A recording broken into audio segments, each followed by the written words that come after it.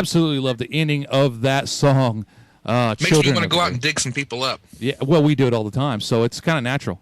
Yeah, it makes me hungry. I'm getting hungry right now as we speak. I need a good eyeball or something going on there or something. I'm telling you. Then we had some Cradle of Filth before that. HRRL Store and Type O Negative with September Sun, which we talked about earlier, but I just can't get enough of that song, and it's just sticking with me. I don't know what the heck it is. And we got a special guest on today. Jared, who is that? We have Gary Kent, and he's author, stuntman, special effects guru, director. He has done damn near anything, and he's been through the ups and downs of Hollywood, and he's got tons of great stories to tell, and he's gotten them all down in Shadows and Light, his new book. And I'm sure he didn't tell all the stories. I'm sure he's probably got. He could probably do a few more books, couldn't you, Gary? I could. I've got them all stashed away in the attic. I go up there and smoke a little bud and go through all my old tales and try and haul them out and see if I can make a book out of them. Oh, so you've written them all down already, pretty much. I have, yeah. I have a bunch of stuff. I actually started, 5 or 6 years ago. I did a picture called Bubba Hotep, and I got racked up pretty bad on it. I was the stunt coordinator. And so I couldn't do anything for about 6 months. My legs were broken and a bunch of stuff. Ooh, how did you break your legs? This sounds silly. I want to tell people I did it doing a horrendous stunt, but actually we were out at Malibu, and I was standing on the edge of a cliff, and they called lunch, and I stepped off the cliff. That's about the way it goes. I don't mean to laugh because I had to hurt, but it wasn't even a stunt. Yeah. Down I went, and about a 30-foot fall, and I just landed wrong because my leg, one of my legs, caught in a root, and it just bent double back up over my head, and then I tried to make it to the lunch. I just had my mind fixated. You know what I mean? Food. Yeah. I'm going to have food.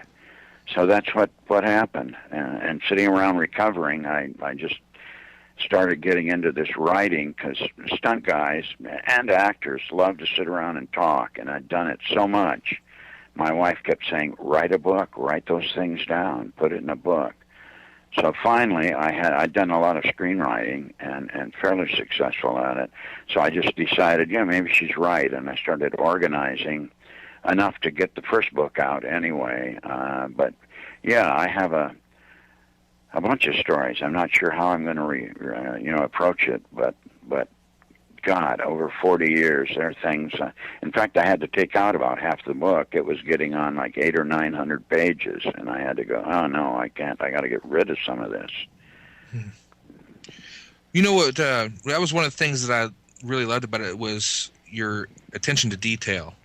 Mm-hmm. I'm reading this, and I'm like, man, you must have a photographic memory because you describe everything so perfectly and so vividly that you really feel like you're there. And well, thank you. And also, so I was wondering if I know when I'm trying to remember, I got lots of cool, fun tales of parties and whatever, but sure. I can't put them together chronologically. And so I was wondering. Of course, you have all these pictures that a lot of your stories are associated with, all these movies, and so that probably helps a little bit there, at least. That's a good point. Goldie Hawn once said that she remembers a movie by the experience she had making it.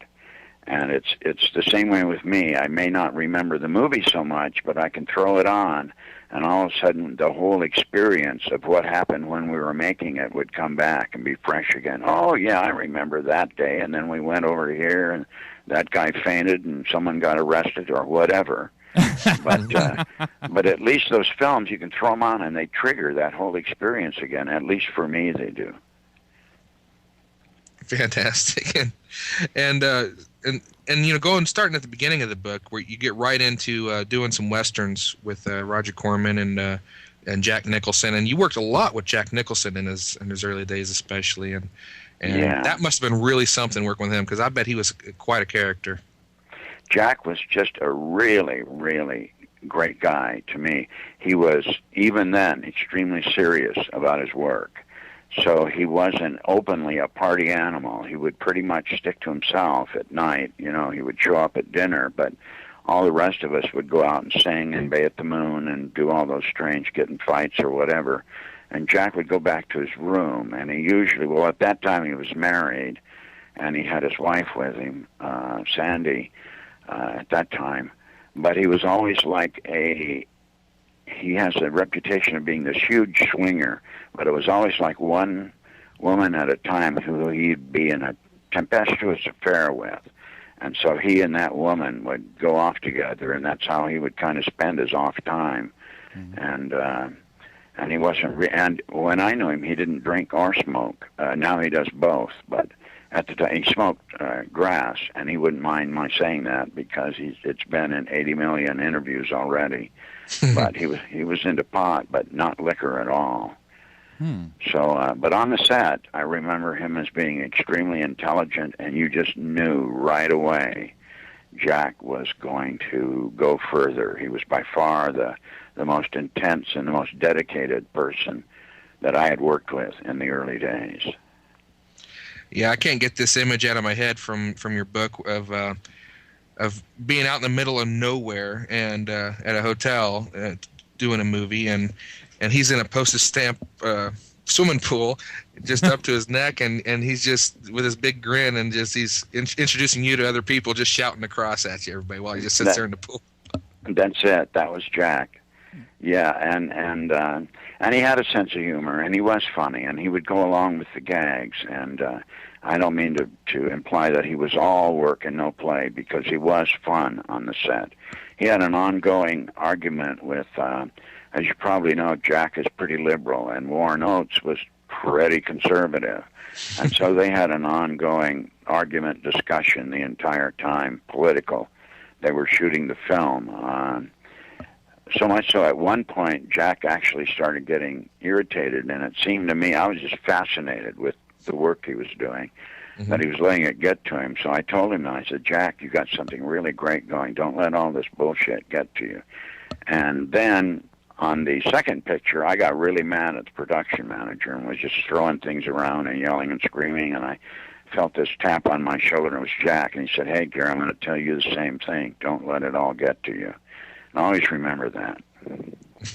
Wow. Yeah, there you go. And, well, Badslayer, did you have any questions? I don't want to hog all the... Yeah, I was going to, he was talking about, how Goldie Hawn said, with movies, she goes off of an experience. What's one of the movies that stands out experience-wise that you can tell us about? Well, those two Westerns, first of all, because we were isolated. We were in Kanab, Utah, which at one time was considered the most inaccessible town in the United States. So we were pretty much removed from anything else going on in the country. There was just no information coming into us.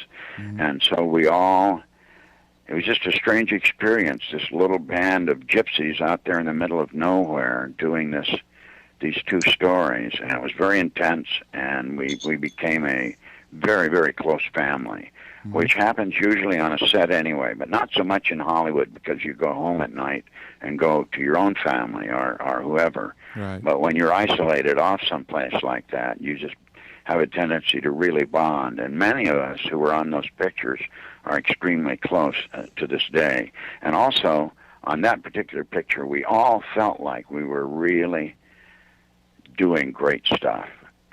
You always feel that. Owen Wilson said there comes a time on a movie, no matter how bad it is, you begin to think, hey, this is really good.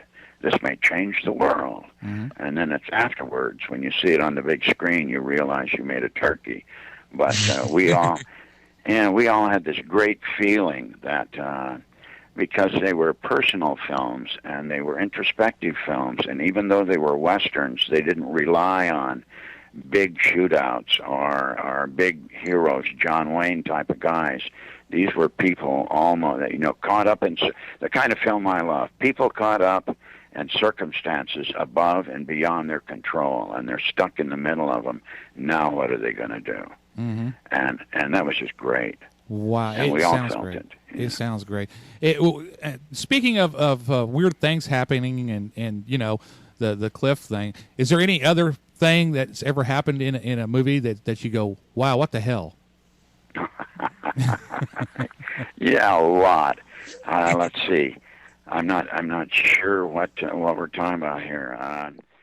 One very unique experience that you had was in preparation for Psych Out. You needed to create some special effects for a bad acid trip, and of course you'd never done acid, and so you actually, and I just love the preparation. You're like, okay, I'm going to have to do acid so that I can figure this out, and you went into such preparation. You lined out a good person that you could trip with that can be there for you. You got all this, the music you want to listen to, some things you wanted to read. And when it all finally went down, everyone else was tripping so bad they didn't even really do anything about you just running out the door. Right. Yeah, I had all these things, guys, that I thought you're supposed to do. Well, you're going to read the classics. You know, you probably better take some great music to listen to. All the things people had told me to do, and none of that happened. I sat there for a while in this chair after I dropped acid and watched Gary Graver, a great cameraman. He was standing under a Tiffany lamp going, "Oh, wow, look at that." He must have been seeing some great stuff, but all I saw was the lamp. And then his girlfriend was just dancing around like a bloody Sufi, you know, twirling round and round. And I thought, well, there's nothing to this acid stuff. So after about an hour, I turned up to leave, and I forgot all about my books and the stuff I brought to listen to and ask questions about. And I stood up to leave, and all the red from the upholstery on the chair came off on my arm and was just all dripping down. At least that's what it looked like, dripping off of me onto the floor like I'd just become one oozing blob of blood, red blood. I thought, wow, okay, this is it. Went into the bathroom and threw some water on my face, and then all those perspectives that you get on acid where you're 8 feet tall and the sink is down by your feet and, you know, all this kind of thing. And I thought, well, I'd better get out of here and get home. And you're right. I left, said goodbye to everybody, and no one really even noticed I was leaving. I could have thrown myself off the top of the roof, and no one would have paid much attention. But it all turned out okay. It was just very weird because acid, if you don't know, and you probably do, can really be more than any other drug I know of, extremely psychedelic and play with reality like mad, perspectives and how things look and sound and whatever. And so all that was going on for the next 6 hours. And I was trying to figure out from that, how could I do this trip that you eventually see in Psych Out, which is a fire trip that this girl, Susan Strasberg, goes on. She's given acid, actually STP by mistake, and has this horrible, horrible trip. And it was sort of all ignited, if I can use that word, by me dropping acid and sitting in that bloody chair waiting for something to happen. Yeah, I've noticed that sometimes you don't really notice anything's happening until you stand up and move around a little bit. Yeah, exactly. Badslayer, you ever tried to drive while tripping really hard? Yes, yes I have. That's an experience, isn't it? Oh, God. Yeah. I've done it a couple times, and oh boy. There aren't any rest stops, man, that you can pull over and sit in the shade. I was on a 4-lane at night, tripping balls, and it was really foggy, so you couldn't hardly see in front very much. Oh, wow. I thought that I was on some kind of weird boat, and we were in the water, and I was riding the waves. Wow. And it was a flat road, but I was riding waves, and yeah. Seagulls were diving down at the windshield at me, and oh, and I was seeing sharks coming up out of the fog, just snapping at the car and stuff. I'm woo, that was a good one. That was some bladder right there. yeah, that sounds like it. My first time, I just got in the car and then noticed immediately that the white line was just curling and rolling and snapping off and going right up into the sky. And if I followed it, I was going to end up somewhere in the heavens, and I was going to actually just pull over and commit myself to the police and just say, okay, I've done it, I've blown my mind, take me away. But I noticed that 2 feet in front of the car, the white line wasn't doing that. And it was just pretty stable. So I just stuck my head out the window, and like with you, it's a little foggy. So all these other things were like, I thought I saw a ghost. I saw this white apparition flapping around. So, and then when I really got up close and looked, it was a white shirt on a clothesline. But to my mind, I just knew that was a bloody ghost coming at me out of the night. Yeah, strange thing. I did have a good trip, though. Another time, I confessed to a friend of mine I'd never been in a parade, and I always wanted to be in a parade. Oh. So they gave me some sunshine and put me in Don Jones, another director, put me in his convertible. He had a yellow Mercury convertible, and I sat up on the back, in the back seat, but sat up on the trunk kind of thing. And they drove me through Beverly Hills, playing the radio as loud as they could, and I was on acid. And it was late at night, and I just had a great time. I was waving to everybody. People were looking at me like, what the hell is that? What is he doing? But to me, it was my parade. Yeah, they were all celebrating you. Yeah. That's awesome. Oh, man. Well, Badslayer, you got any more questions? Because he's just so interesting that I'm scared to take away. He's awesome. I was just sitting there thinking, the good thing you all ain't driving through like the desert and seeing Jim Morrison running around there or something. Well, hey, let's play a song, and then we'll ask you some more questions when we get back on. Okay, great. Sounds good. We'll play some Except Heaven is Hell. That'll get him going. All right, here it is. Except Heaven is Hell. Turn it up. All right, Heaven is Hell. Oh. I think it would be if you go up to heaven on acid. I think it depends on what peyote you take at the time, if it is or if it isn't. I don't know. Yeah, I wish everybody could have. Kind of freaky there. What's wrong with you? I wish everybody could have heard the total off-air stuff. I kind of left the mic cute, even though I was playing this song and we were talking, because it was pretty funny stuff. But oh man, it was awesome. Go ahead, Grib. Oh, well, before we could talk. I know we talk forever about all these great stories in your book and Shadows and Light. But how can people find the book? Well, it's on Amazon. They can get it on Amazon, and also they can order it through Barnes and Noble and Borders. And I understand it's soon going to be in Target, and most of the outlets it's going to be. But they can definitely get it on Amazon.com. Well, it's definitely where the full title, Shadows and Light, Journeys with Outlaws in Revolutionary Hollywood, by Gary Kent. Mm-hmm. And, oh, man, it's got some great pictures, really cool pictures from all throughout all this time. And it's just brilliant. There's so many wild adventures. There's not a dull moment. And well, thank you. One other fun thing I wanted to touch on that I read, one of my favorite chapters, was you had some run-ins with Charles Manson and his family, and it was during the time that they were committing the murders, but you didn't know. Yes, very true. As a matter of fact, Charlie Manson and his gang were staying on a ranch called the Spawn Ranch. It was on the highway leading into Simi Valley. It was sort of an old, broken-down Western set kind of thing. They had a Western street, board sidewalks, and horses that George Spawn would rent out on the weekend. And George himself was practically blind. He could barely see. And Manson and his girl showed up there. I'm not quite sure how. And one of them began servicing old George.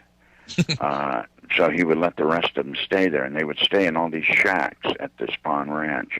And it was from there that they would go out and do their different deeds and then come back to Spawn Ranch, pretending they were really helping him out, but they were really letting it fall into pretty much disrepair and just doing their own scene. But Hollywood companies, especially independent companies, would rent that ranch out because they could get inexpensive Western locations and things, atmosphere, and also the horses. And then other pictures like moonshining and backwoods country pictures, because he had roads and roads, dirt roads, going back through those Agoura Hills in Los Angeles on the way to Simi.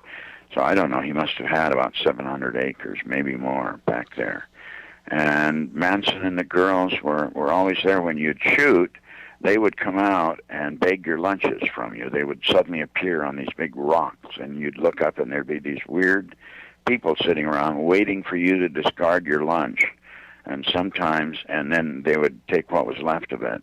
And sometimes they couldn't wait, and they would just come right down and say, "Hey, can I have your lunch?"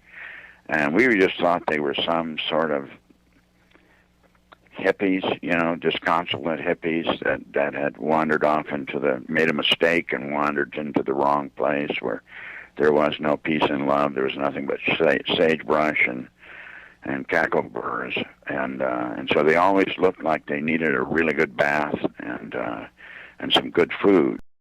But they were very, very strange because they had this ethereal, otherworldly. You could never tell what century they were from because a lot of them dressed like pioneer women. They would have these long gingham dresses with aprons around their waists. I have no idea why. And Tex Watson wandered around. He always wore a black cowboy outfit, and he had 6-shooters on his hips. And he would walk around practicing fast draws all the time. And we just thought, this is kind of a strange guy. Charlie Manson himself, we hired him to fix a dune buggy because everyone said he was a great mechanic. And he showed up to talk to me, and he was very small, 5'2", 5'3", maybe. And he didn't look dangerous at all. I mean, we didn't know that, of course, that the murders were going on, that they were doing all kinds of. By then, they'd already murdered several people. But to me, he just looked like a shoplifter. Maybe he was real sly, and he would just barely look out at the corner of his eye. All the rest of the time, he'd be looking down at the ground and shuffling his feet. He was barefoot and bare-chested, and again, he looked like a kid who needed a bath and maybe a good night's sleep and maybe a spanking or something to straighten him up. But he didn't have those big hypnotic orbs that we see in all the pictures of Charlie. He just looked like this little kind of ragamuffin guy. However, they all revered him, and he was obviously their leader, whatever it is. He had his reed line down, that they weren't going to cross. And if he told them to do something, they'd all jump to and do it. And, of course, they invited everybody, which was his gig, was to get the girls to invite you to come and party with them at night, was how he tried to enlist new members into his clan. But none of us wanted to go. Actually, Casey Kasem and the DJ and Jody McRae, the son of Joe McRae, were acting in one picture we were doing out there. Girls from Thunder Strip, we were shooting out there. And they did go one night to the party, stayed over and went, and everybody was taking acid and tripping out, and the girls would make love, his usual thing. And they said they kind of enjoyed him, but they felt real creepy that they would offer him food, but there would be like maggots in the food, this kind of thing. And they thought, no, this isn't really a place I want to party with these people. So, yeah, I did 6 or 7 pictures out there. They were just always there. This strange group of people. Right, that's wild. Especially once you found out what all they'd done, that makes it extra creepy, Yeah. They had this is another little incident. A stunt guy named Shorty Shea. He called himself a stuntman. Mm-hmm. Poor Shorty wasn't really a stuntman, but he wanted to be. And he hung out with Charlie and helped take care of the horses, but he didn't really like Charlie, and Charlie didn't like him. And Shorty wanted to do stunts, so he came to me one day and said, "Hey, would you like to see my stunt?" And I said, "Sure." So he threw a rope around his neck and tied it off, and then put the other end around a saddle horn and on a horse, and threw a rock at the horse, and the horse galloped off and yanked him right off his feet and drug him by his neck across the ground. I went running after that horse thinking, my God, he's going to kill himself. And finally stopped the horse and got him up, and he was just all bruised and cut up. But he thought that was the greatest stunt in the world. Wasn't that wonderful? Yeah, Shorty, I'm really impressed. But one day Shorty just disappeared, and we all kind of liked Shorty. And what happened to Shorty Shea? And we had been eating lunch out in the Tules around this old abandoned well, and we'd all throw our lunch packets down there when we finished. And much later, when the trial happened, it came out that Charlie and a couple of other guys had killed Shorty because they thought he'd rolled over on them about car theft. Some cars Charlie had stolen, and the cops came and busted him on that. And they thought Shorty was the guy that rolled him over. And so they took him out in the Toolies and killed him, and then dismembered him and threw part of his body parts down that well. So while we were wondering where Shorty was, he was in the well right next to us, covered up with a bunch of trash. Damn. Very strange. Yeah. Wow. That is screwed up. That is. Wow. Yeah. Very strange. And you're in this, in not even knowing you're in this incredibly dangerous situation around these people, and you're still risking your own life just doing your job as a stuntman. Yeah. Which, true. I never thought of that.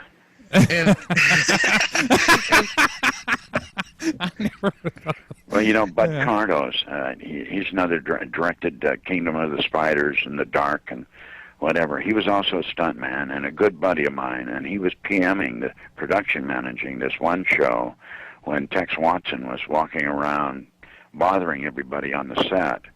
And so Bud said, hey, I need you to leave, and because you're not part of the crew and this is a private set. And so Tex went away about 10 feet, and then he came right back, and he was hassling the makeup girl about something. And Bud just came back and grabbed him by the back of the neck and physically threw him off the set. And Tex was so pissed, he went over a hill, and all of a sudden we heard all this gunfire. And that's when one of the girls told us, well, those guns he wears on his hips are real guns. And Cardos went, well, my God, why didn't somebody tell me? You could have turned around and shot him. Absolutely. He didn't, but now, now we're going, wow, maybe we were really lucky he didn't shoot us all up. Well, also, if he was allowed to just walk around, if he was practicing his quick draw on people, he's sitting there pointing loaded guns at people. That's absolutely right. Absolutely right. So something needed to be done one way or the other. Yeah, and of course we didn't know. We just thought maybe he had caps in there or blanks or something or empty guns, but wow. He was just in his own world. Wow. So what's the craziest stunt you've ever pulled off in your eyes? Oh, wow. Well, I do the thing I'm proudest of is I do a car hit where my body is hit. I'm doubling Dean Stockwell in Psych Out. Mm-hmm. And it's the end of the film after I got to do this great effects sequence.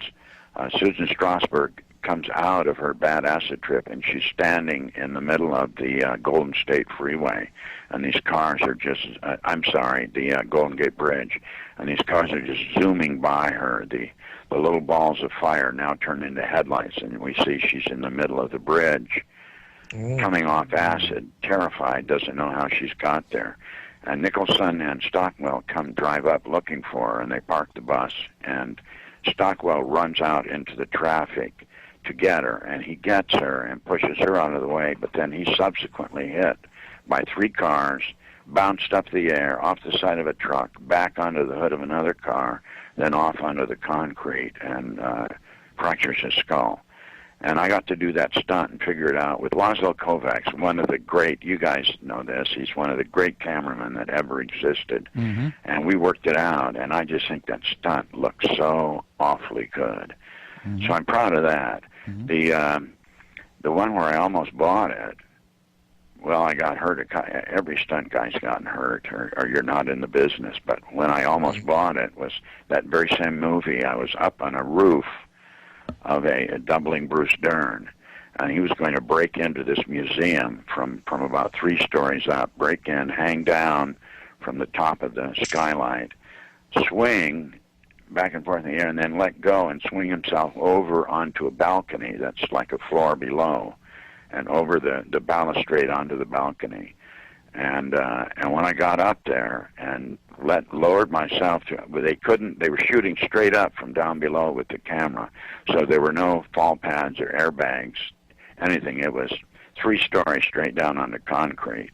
And I got up there and lowered myself down to begin the swing, and I realized that balcony was a lot further away than I thought. And I just, that moment you all feel once in a while when you go, oh, no, wait a minute, this is going to be it. I'm not going to make it. and yet I knew I had to go for it. And so I just yelled, "Let's go!" And I swang like mad and went over the balcony, but it scraped my back as I went over, or I'd have gone head first 3 floors onto the concrete. Ooh. Yeah. So I still get a little buzz when I talk about that, how that feeling was when you're just not quite sure. And you know, people they watch all these movies and they don't think about all the stuntmen that have died during not every movie, but there are so many stuntmen that have given their lives so that we could watch these movies. Yep. Yeah.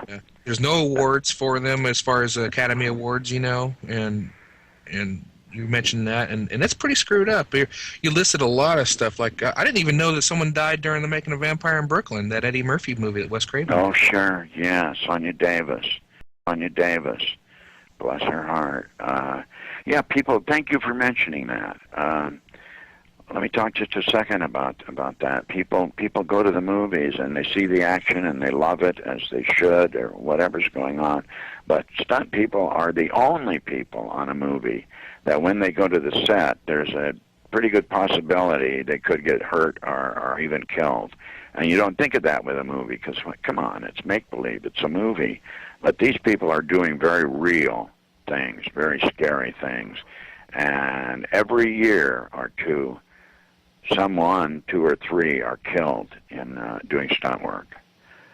So it is disappearing now, though, with the advent of CGI, computer graphics, and with blue screen.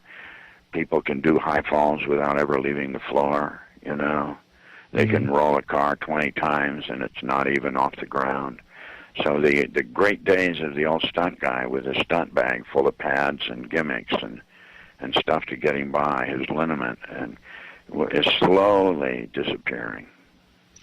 Now, I know that takes jobs away for people who want to be stuntmen, but of course, stunt coordinators can still, you know, they can do all of that. But I guess it would be considered a good thing because it makes their job safer. You know, even though if they can't get out there and do all that fun, that wild stuff. Yeah, that's true, and I guess it's progress because it certainly has increased the possibilities of things you can do visually to make a film work.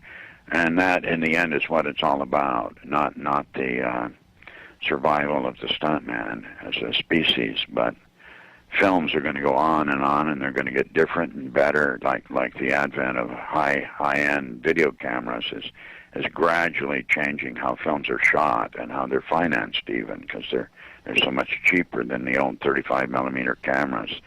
I still prefer 35mm, but because I can tell the difference between that and something that's been blown. I know you can too from video, but it's getting sharper and it's getting better, and pretty soon that will be the way. And the same with stunts. There'll come a time when there'll be someone always in charge of the action, but pretty soon it's going to be, rather than a stuntman, it's going to be a CGI expert. Yep. Someone that really knows how to move things around on a computer. Mm-hmm. Yeah, I guess that's the stuntman of the future, huh? Yeah, that's it. Yeah. And it's already kind of started with like movies like Hulk and different things, you know. They've started a lot of the special effects and stuff. Yeah, absolutely. What gets me is when you see someone see an older movie and you see a real stuntman taking a fall or something, and you hear someone go, "Oh, that's so fake." It's like there's someone saying it, you know.